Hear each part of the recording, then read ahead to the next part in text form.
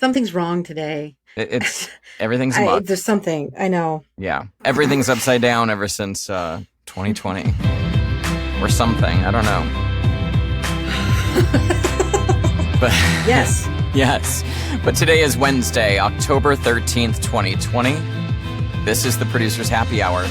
Two producers on opposite coasts, chatting over drinks, trying to fix things that are broken, and talking about what it means to be a good producer. I'm Lawrence Lewis, here in Los Angeles. And I'm Sister Christian in New York City, and we are on the verge of a nationwide IA strike. Ooh. I love the drama. We're here for the drama. I mean, I am here for the drama. And we want to hear your drama, so reach out to us. Join the conversation at producershappyhourgroup.com. Believe me, we're getting better at our social media. Or you can email us at producershappyhour@gmail.com. Send us your questions, your comments, your dramas, any ideas for the show or anything you want to talk about. Yeah, I mean, hell, if you want to produce us, I'm ready to turn all that over too. Yeah, I know. It's like producer heal thyself. Please, somebody. Don't forget to rate and review us on Apple Podcasts, because it's really how people like you find people like us. Exactly. You'll be helping your fellow production person out. Exactly. And if you have questions for us that go deeper into the industry, join us for office hours. We believe in mentorship and sharing information in this business. So if you are new to the industry or are stuck somewhere in your career and need some advice, hit us up. Same email, producershappyhour@gmail.com. Just let us know you want office hours. After hours, that's with Christian Kendrick. That's something different. Office hours. Yeah. Hey, Lawrence. How you doing? Hey, I'm good. I'm holding it together somehow. It's. I think that I'm like in the middle of a controlled panic attack right now. I can't. Okay. I'm having a hard time breathing. I can't stop thinking about it. I can't concentrate on anything else. I'm in. To say that LA or the industry is busy right now is not doing it justice. Clearly, no. It is people who should not be working are working. People who should be working have taken time off. It's a lot. I never should have said yes to this job, is my point. Yes. And that was a fatal mistake on my part. And that is something we're trained to do, right? We're trained to always be saying yes to everything. And we keep saying it's not sustainable. And here we are, not sustainable. Not sustainable. So tonight, I had to dig up some alcohol, and I found, don't tell me. Oh, tell me. What'd you find? A can of sake. Yeah. That I think somebody put in the fridge. It wasn't me. Oops. So don't tell anyone, because I'm going to drink it. You know, you guys, you must have left the front door open because somebody came in the middle of the night. And I don't know. Well, Ooh, the labeling says drink warm or cold. That's awesome. I was like, wait a second. Warm sake is not a thing. Don't put an aluminum can in the microwave. That's my only tip. Why not? I am enjoying one of my classics, a little Negroni. Wow, that was quite an opening.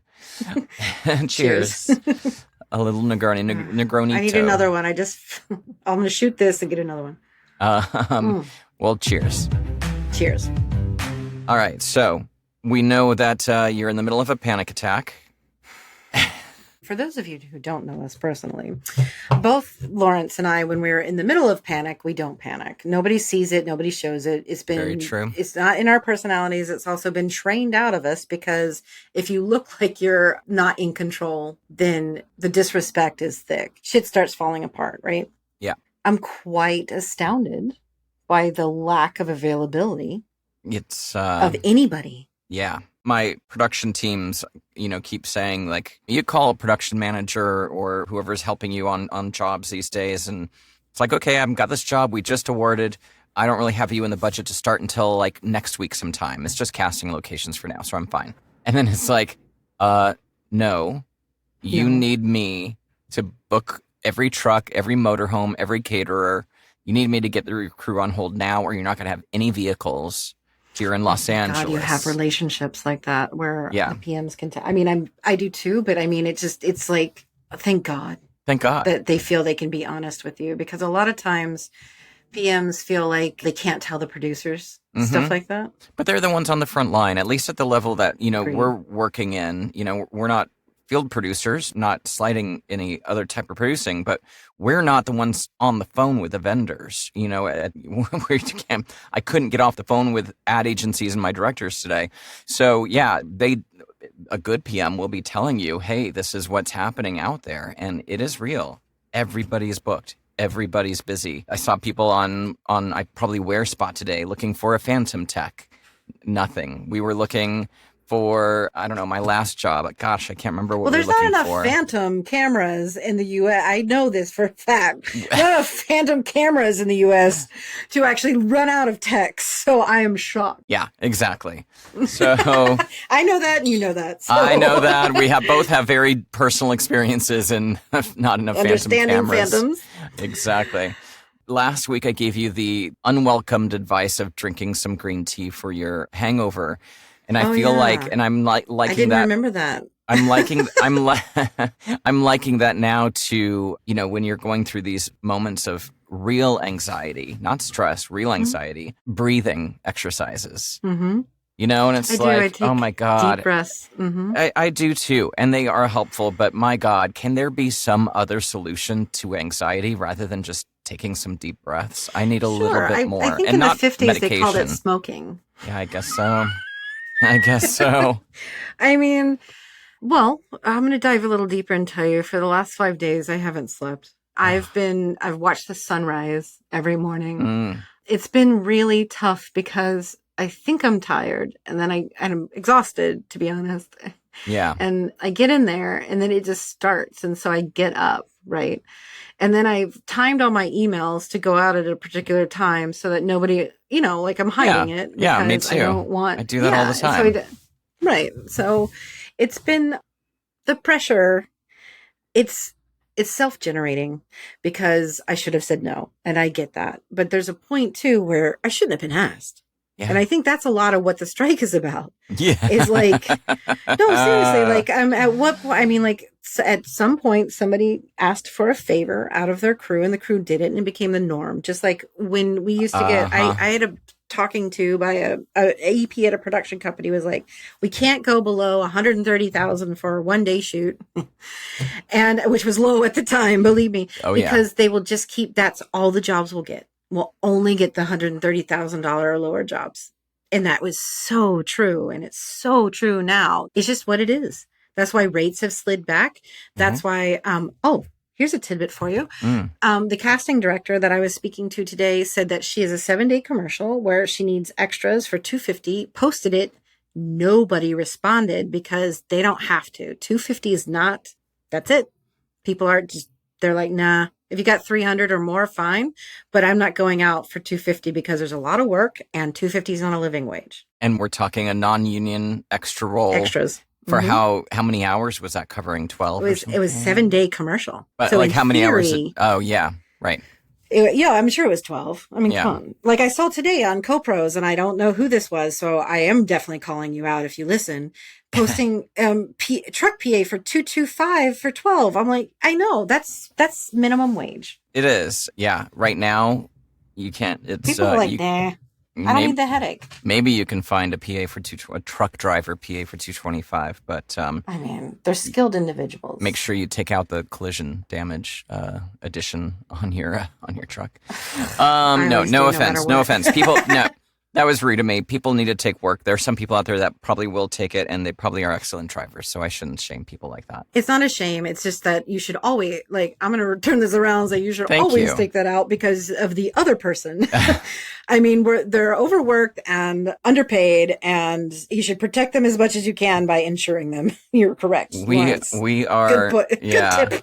We are exemplifying the kind of stress that I imagine, our crews are dealing with. And that's what the strike is all about, right? Mm-hmm. It's real. We're pushed to the limit and people are finally saying it's too much. Which brings us to our show topic. Monday is the day. Monday is the day. There's a countdown clock. I don't know if you've seen I saw it. It's on the IOTC webpage. There's and you know what? I don't know if you know this about me. I friggin' love a countdown.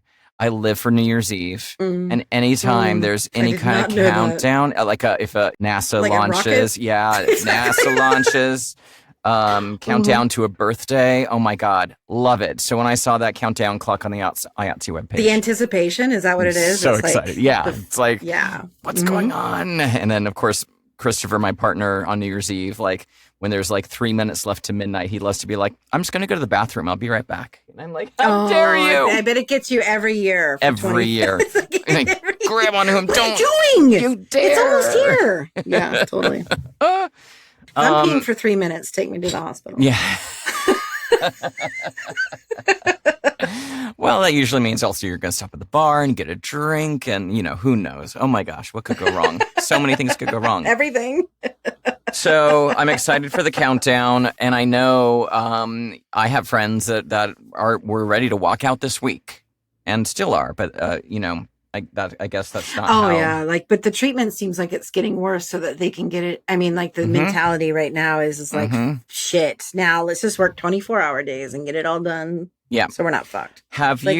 I have a question for you. Have you heard any people concerned in the commercial world about the strike? Like I just had my ad agency ask me, like, are we in trouble? What are we going to do? What's going to happen? Mm-hmm.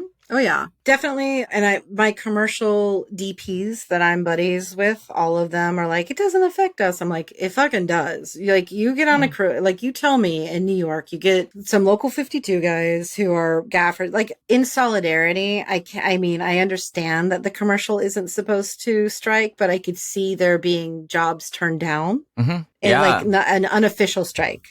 I can see it, but I also know that the commercial coordinators at the unions are like, no, everything's fine. You guys can keep working. And they do build that into the contract, right? Mm-hmm. That the strike can't happen. And that's one way of dividing, right? Solidarity, strength in numbers. Mm-hmm. So they've divided the crews into commercial separate contract, and granted they have to make the contract with the commercial producers, but yeah, that's why we don't have union folks. Exactly. Us unprotected producers pulling nights, weekends, and every living moment. Well, it sounds like a lot of people are doing that too, who are union. Yeah. And because they won't get hired. They're nervous about not getting hired if they're not a team player. But a team player means working 7 days a week and getting paid for 5. Ugh. When did that become a team? Yeah. And no lunch. Oh, yeah. Don't forget rolling lunches. Yeah. I had spoken to a DP who, he was like, I've been on these shows before, not had lunch, and had the camera on my back. And I just 10 hours straight of holding a camera. And because nobody's calling cut. Yeah, that's a big one. It's a big one. Yeah. And I read a IA story recently about a lady PA who would specifically get a particularly sized coffee so that she could use that as the restroom because... I saw that. I've done that. Oh, gosh. When I was a PA. And I just think to myself, it's because in New York City, as either a lockup PA or if you're not the office PA, you don't really have access to a restroom that is fast. No. You don't. And vendors don't okay, fine. But you're just lucky. You beg to go on the run so you can use the bathroom. Yeah. Yeah, exactly. Yep. And when I saw it, I was like, Jesus Christ, it's still happening. It's still happening. Whenever I have PAs on and they're working and it gets around 2:00, I will reach out to them or have production reach out to them and say, have you had lunch? If not, whatever's happening is not important. Just grab something. Yeah. Yeah. Just to make sure that they know it's okay. Exactly. Some people are like, no, I just want to get it done and I'll eat later. You're like, okay. Yeah, I remember I'm telling you, it's okay, though. Yeah, I remember being a young coordinator and surprised that PAs weren't stopping to eat lunch. I'm like, oh my God, you have to. What are you talking about? Yeah, nobody needs hangry. The type of anxiety attack that I'm in the middle of right now is that fluttery stomach thing that you don't know what's wrong and you think you have to poop, but you don't. And then also you're sweating. I know that I've fixed everything in my career at the last minute when I've had to. Yeah. And I do not miss this feeling. I haven't had this feeling in years before a job. Yep. And it's really we're just being set up right now. Mm-hmm. Kind of are. And it's like I still get budgets where people are bid below scale. I still get budgets where Oh yeah. there are no Like who's fucking bidding these things? there's no stake beds. Oh, I had to hit a number, like, move the bunny around. I know. well, there's no money to move around anymore. That's the problem. And I've seen 15% like across the board now, like markups getting lower. And I know that, and if the margins are lower on our end, then that fictitious pad that we think we have to go into because it's at 20 or 25% markup is gone too. And this is how fucked up the industry is, because you and I have talked about this. We know that there's the pad, and heaven forbid any EPs hear us call it that. We know it's not a pad. Our job is to protect it. But then the secondary thing that we look at is our fee. Yeah, as a solution. As a solution. Or a self-barter. It's like, you're on a massive job and it's like, fuck, I'm $25,000 over budget. And look at my fee. And I'm like, well, if I just give that up, I bring the job in whole. And then I don't have to deal with any of the bullshit. And I don't have to deal with any of it. And that is ludicrous. I know, because I'm thinking that currently on the job that I'm on, that I would give the entire money and the markup and everything to somebody just to make me stop having to work as hard as I am to just find personnel for it. I would give it up in a second because of the anxiety is not worth it. No, it's not. And I learned my lesson long ago to not take stuff like this. And here I am doing it. And it was a favor. And I don't want to be the one to say, I can't do this. I've tried really hard and I can't, because that begins the cycle of like, well, did you try this? And did you try this? Oh, like, yes, my I gosh. fucking tried it all because because I know what to do. I know how exactly. to do my job, and I tried it all. So I had a job. If I could teach myself Avid overnight, I would, but I can't. I had a job recently where we had to do a department head had to be very creative to do something totally out of the box. And there was like clearance issues. And then the question that we kind of came up not empty-handed. We had solutions, but it's like your BA, your business affairs people are going to have to work with us on this because these are the options. And then the questions come. Well, did they check this? Did they find this? Did they find the prop house that has all the cleared blah, blah, blahs? Did they look for, maybe there's and it's like, yeah, that's somebody who's never done this before. We're working with the, professionals. I think it's a fine line, and we do often talk about what makes a producer good. Yeah. And so we're battling inexperienced on cost consultant ends and agency ends, but we're also battling whatever the last production did wrong. Yeah. Oh, yeah. So we're being blamed for both. Yeah. 100%. We're either teaching somebody or we're having to make up for the last production because we're all freelance. And it's like, the pressure is immense. It's immense. There's a friend of mine posted this. It's, you don't have friends. You know what? Who Sister Christian, Which friend? Shut the hell up. Which friend are you talking about? It's my imaginary friend. They're on Instagram and they posted a strike. Russian bot. Yeah. Go on. A strike. Sorry. They posted a strike preparation checklist, and this is in the art department world, which I think is pretty fascinating. Oh, I know his friend. Because, no, I don't think you do. I don't think you know this friend. Oh, maybe you do. Okay, so here's what it says, because it's in our shared Google Doc that we're looking at. Everyone should take their personal tools and belongings, like their computers and iPads, home with them on the last day of work prior to Sunday, October 17th. Make sure your time card's complete and turned in. Reconcile all your petty cash. If you have your own equipment on rental, make sure it's locked up, or make sure your inventory for your kit rentals up to date. Have a discussion with the UPM or line producer. This is more feature and TV oriented, of course, to talk to the production people about how they plan to care for your gear in case there is a strike. A lot of things that you have to really think about if you're going to walk away off of a set. I would love to be a fly on the wall at a stage right now. I know. Just to hear the conversations of what production people like us are discussing with this. Well, so are you going to... I mean, like, I know we still have to pay for it, but, like, we get a deal on the stage because it's going to be sitting here full of equipment. Yeah. It's this long list of really great suggestions about what to do to make sure that you're prepared, because it's a lot of things that you don't think about. Take photographs of large equipment that you might have at the mill, the table saws, rolling carts, blah, blah, blah, prop sets and set dressing, grains or heavy equipment that is rented from third parties. If a strike is called, nobody's going to be able to return it or to undress it. So you need to kind of contact those vendors and talk to them about that. It's all really kind of fascinating. And I am proud to see that they're organized in such a way as to...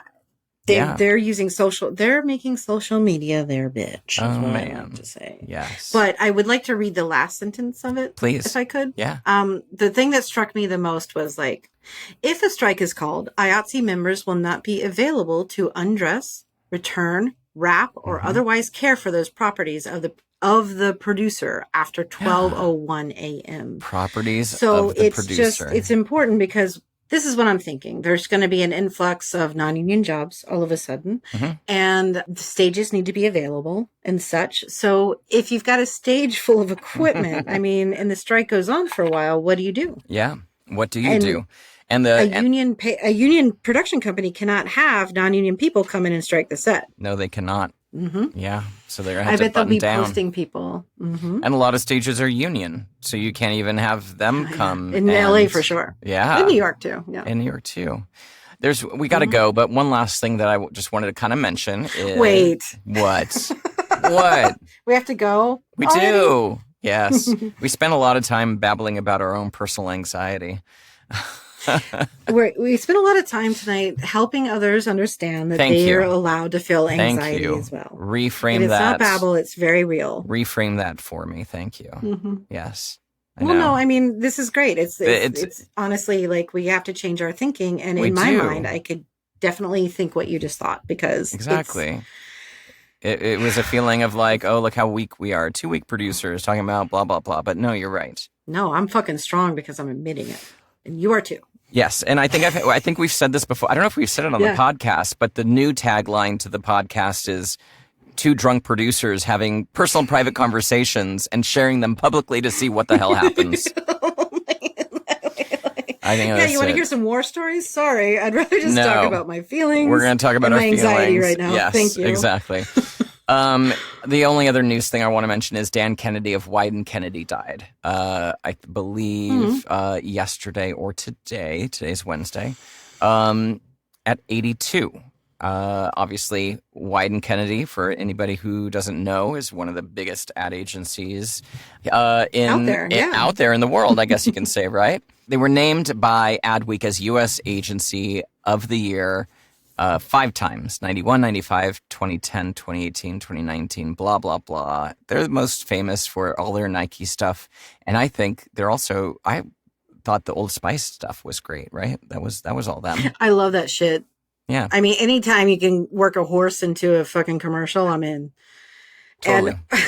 Or like very fit individuals without their clothing on. Yeah. But I could also say that I'm not quite sure that they're the best employer. You know, there's the dichotomy of winning awards and how you treat your employees. Those aren't always in sync. So they're not. So take it with a grain of salt, folks. Just because a production company is like has great directors and all kinds of shit there doesn't mean that they're good to work for. Yeah, you never know. All right, takeaways are Monday. If nothing happens with this negotiation, expect most of Hollywood to shut down, except commercials and except non-union work. Who knows? Yes. And may I suggest that if you have nothing else to do, please go to Staples, buy a case of water or make some cookies or something and support your local strike line because those folks are fighting the good fight for all of us. And whether we have a union or not, hopefully what comes out of this are better conditions, better working conditions, which means better conditions for us too. Exactly. Especially turnaround times. Also, something a friend of mine brought up, Nabisco. I think Nabisco resolved their strike. Yeah. Kellogg's as well. We're on strike. Labor is revolting right now because of unfair wages and work practices. So if you're on a shoot, if you're on a non-union shoot, if you don't get striked upon, maybe avoid Kellogg's products in solidarity. Exactly. And I also spoke to the people that I'm with and working with currently is that we're going to start budgeting $300 for PAs, $700 at least for PMs, and $500 at least for coordinators. Yes. And this is a start. I know we want It's- $750, yeah. but you got to do it in steps. Yes. To And all I the think bidders $300 out for there. PAs is Long overdue. Long overdue. To all the bidders out there listening, please, let's Just do it. let's just do this. Producers Happy Hour was created with the help of Christopher Daniels, who is a treatment designer, and he also created our logo and branding. And Kyle Puccia is a music composer for commercials, film, TV, and he created this show music. This episode is edited by Eric Beals. Thanks for listening. And guess what? This was 2 weeks in a row, so we're going to try to make it 3 weeks in a row, and I'll be in LA next week, so maybe we can do it in-person shit. That's I know, it'd be amazing. great. Send us your voice recordings and your emails to producershappyhour@gmail.com. Lawrence, if people want you, how do they get you? One of two ways. voiceoflawrence.com for my voiceover work, lawrencetLewis.com for producing. Christian, what about you? SisterChristianProduces.com. Bye, y'all. See ya.